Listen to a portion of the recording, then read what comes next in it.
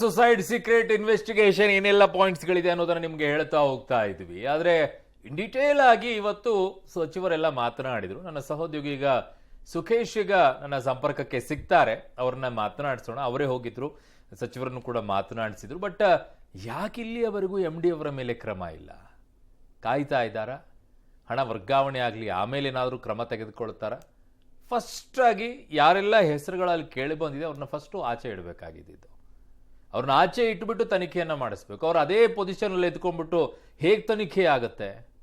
ಸಾಕ್ಷಿಗಳ ನಾಶ ಆಗೋದಿಲ್ವಾ? ಸಹಜವಾಗಿ ಬರಲ್ವಾ? ಈಗ ಅಲ್ಲಿ ಫೋರ್ಜರಿ ಆಗಿದೆ ಅಂತ ಅವ್ರು ಹೇಳ್ತಾ ಇದ್ದಾರೆ. ಅದೇ ಪೊಸಿಷನ್ ಇಟ್ಕೊಂಡ್ಬಿಟ್ಟು ಫೋರ್ಜರಿ ಆಗಿರುವಂಥದ್ದು ಕೊಟ್ಟಿದ್ದಾರೆ ಅಂತ ಬರೋದಿಲ್ವಾ? MD ಅವರ ಮೇಲೇನೆ ಈಗ ಇಡೀ ಪ್ರಕರಣ ಸುತ್ತ ಹಾಕ್ತಾ ಇರೋದು. ಈ MD ಅವರು ಯಾಕೆ ಇಡೀ ಸೀನಲ್ಲಿ ಕಾಣಿಸ್ಕೊಳ್ತಾ ಇಲ್ಲ? MD ಅವರನ್ನು ಯಾಕೆ ಇನ್ನೂ ಸದ್ಯಕ್ಕೆ ಅಮಾನತಿನಲ್ಲಿ ಇಟ್ಟಿಲ್ಲ? ನಿಗಮದ ಅಧ್ಯಕ್ಷರೆಲ್ಲ ಹೋಗಿದ್ದಾರೆ? ಸಚಿವರು ಮಾತ್ರ ಮಾತನಾಡ್ತಾ ಇದ್ದಾರೆ ವಿಚಾರದಲ್ಲಿ. ಗಟ್ಟಿ ಧೈರ್ಯ ಬಾಡಿ ನಿಂತ್ಕೊಂಡು ಮಾತನಾಡ್ತಾ ಇದ್ದಾರೆ ನಾಗೇಂದ್ರ ಅವರು. ಇನ್ನುಳಿದಂಥವ್ರು ಎಲ್ಲೋ ಹೋಗಿದ್ದಾರೆ? ಬ್ಯಾಂಕ್ನವ್ರು ಎಲ್ಲೋದ್ರು? ಬ್ಯಾಂಕ್ನವ್ರು ಹೇಗೆ ಟ್ರಾನ್ಸ್ಫರ್ ಮಾಡ್ಕೊಳಕ್ ಸಾಧ್ಯ ಆಯಿತು ಈ ದುಡ್ಡನ್ನ?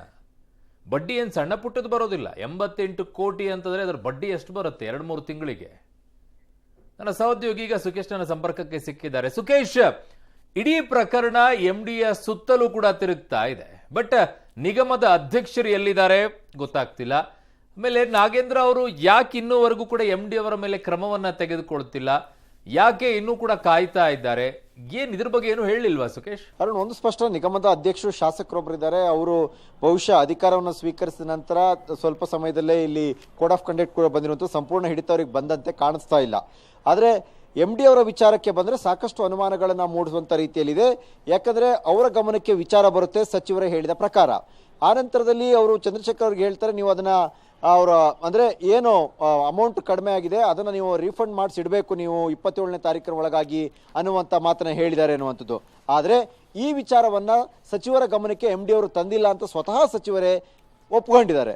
ಹಾಗಾದರೆ ಒಂದು ಇಲಾಖೆಯ ವ್ಯಾಪ್ತಿಯಲ್ಲಿ, ಒಂದು ನಿಗಮದ ವ್ಯಾಪ್ತಿಯಲ್ಲಿ 88 ಕೋಟಿ ಹಣವನ್ನು ಅಕ್ರಮವಾಗಿ ಮತ್ತೊಂದು ಕಡೆ ವರ್ಗಾವಣೆಯಾಗಿದ್ದು ಆ ನಿಗಮದ MDಗೆ ಗೊತ್ತಾಗುತ್ತೆ ಅನ್ನೋದಾದರೆ ಅದನ್ನು ಸಚಿವರ ಗಮನಕ್ಕೆ ತರಬೇಕು ಅಂತ ಅವರಿಗೆ ಗೊತ್ತಾಗ್ಲಿಲ್ವಾ ಅನ್ನುವಂಥದ್ದು ಪ್ರಶ್ನೆ.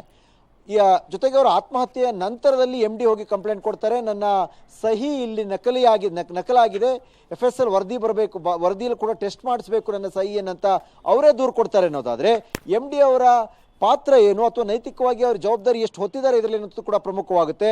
ಆದರೆ ಯಾಕೆ ತಕ್ಷಣಕ್ಕೆ ನೀವು MD ವಿರುದ್ಧ ಕ್ರಮ ಕೈಗೊಂಡಿಲ್ಲ ಅಂದರೆ ನಮ್ಮ ಹಣ ಪೂರ್ತಿ ವಾಪಸ್ ಬರಬೇಕು ಅನ್ನುವಂಥ ಸಮಜಾಯಿಷಿಯನ್ನ ಸಚಿವರು ಕೊಡ್ತಾರೆ.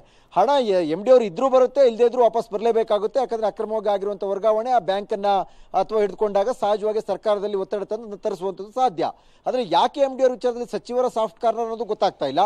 ಅಥವಾ ಸಂಪೂರ್ಣ ಹಣ ಬಂದ ನಂತರ ಅಥವಾ ತನಿಖೆಯ ನಂತರ ಸಸ್ಪೆಂಡ್ ಮಾಡೋದಾದ್ರೆ ತಕ್ಷಣಕ್ಕೆ ಕ್ರಮ ಏನು ಅನ್ನುವಂಥದ್ದು ಕೂಡ ಪ್ರಶ್ನೆ ಆಗುತ್ತೆ. ಅರುಣ್, ಓಕೆ ಸುಖೇಶ್, ನಿಮ್ಮೆಲ್ಲ ಮಾಹಿತಿಗೆ ಧನ್ಯವಾದಗಳು.